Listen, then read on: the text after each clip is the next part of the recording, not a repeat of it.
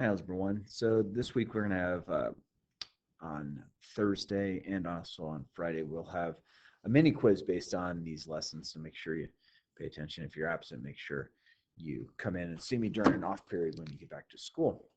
This is 6-4, should have it in front of you at this point. It's also posted on Schoology if you needed that.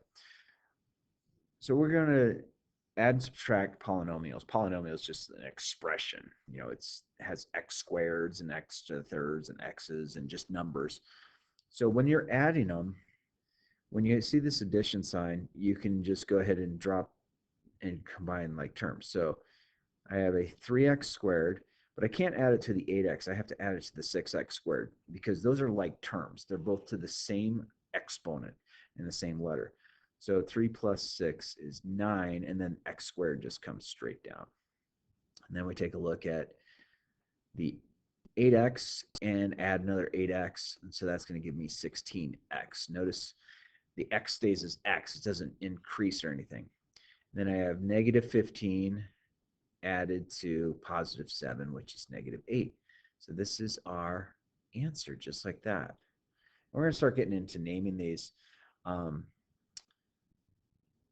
in tomorrow's lesson, so make sure you pay attention to how we're naming. All right, so this one, we don't have any parentheses, so we just want to combine like terms. So let's look for my highest exponent. Okay, I think x to the third is my highest exponent. Remember, the exponent is what it's raised to. So 2 minus 3 is negative 1, and then x to the third. Okay, you could also keep that listed as negative x to the third. It's your choice. It's not really right or wrong. Then I have 4x squared minus 2x squared is plus 2x squared. And then I have minus 6x and positive 8x, so negative 6 plus 8 is positive 2x. And then I have 12 minus 10, which is positive 2. So notice it's in descending order. They call that standard form. Okay, so this is standard form. It's in descending order as far as the exponents go. Okay, we want to find the perimeter. So that's the distance all the way around. And it's a rectangle. So a rectangle, if this side is x plus 8, this side also has to be x plus 8. And if this is 5x plus 2, then this side has to be 5x plus 2. So if we're going to add everything up, I'm going to go 1x and 1x, that's 2x. 5x and 5x is 10x. 10x plus 2x is 12x. And then 2 plus 8 is 10. 2 plus 8 is 10. 10 plus 10 is 20. So the perimeter of this particular rectangle, and you know rectangle has opposite sides that are equal to each other. It has some other properties you'll learn about in geometry, but you should know that. Next, we get to subtraction. So notice I don't have anything out front here, so I'm just going to go ahead and drop the parentheses. But the big thing we want to make sure we take care of here, you see this negative here? I'm going to distribute that negative to all three of those terms. So it's going to change all signs. So I'm going to get minus x squared plus 3x, because negative times negative is positive, and then plus 2. These are like terms, so 3x squared minus 1x squared is 2x squared. 7x plus 3x is minus 4x. And then 5 plus 2 is 7. And notice it's in descending order. That's important to see. Problem number 5, again, there's nothing out front here to worry about. So I'm just going to go ahead and drop the parentheses. But don't forget, make sure you distribute this negative to all three terms. Again, it's going to change all of the signs. So negative times 2x to the third is negative 2x to the third. Negative times 3x is minus 3x. Negative times 9 is negative 9. We're going to combine these like terms. So I have negative 2x to the third, negative 2x to the third. That's combined to negative 4x to the third. And then I have x minus 3x is minus 2x. And then 4 minus 9 is minus 5. And so notice that's raised to the third power. There's no x squared in there, and that's okay. Sometimes they won't have that.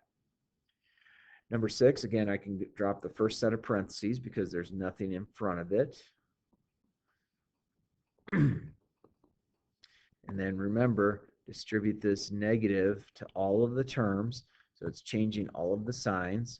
So I'm going to get negative times negative 7x to the third is positive 7x to the third. Negative times negative 2x to the second is positive 2x to the second. Negative times 2x is negative 2x. And negative times negative 5 is positive 5.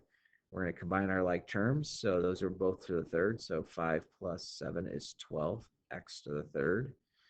And then I have minus 2x squared and positive 2x squared.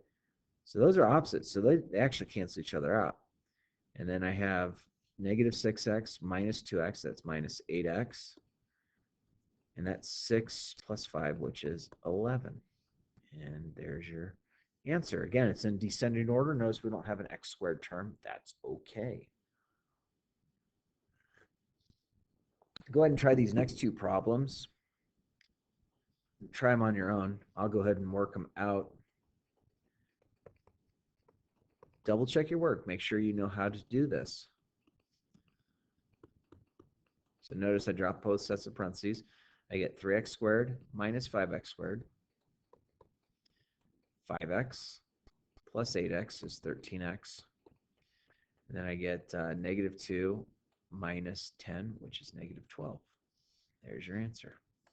Again, descending order. Try number 8. Remember to do something first.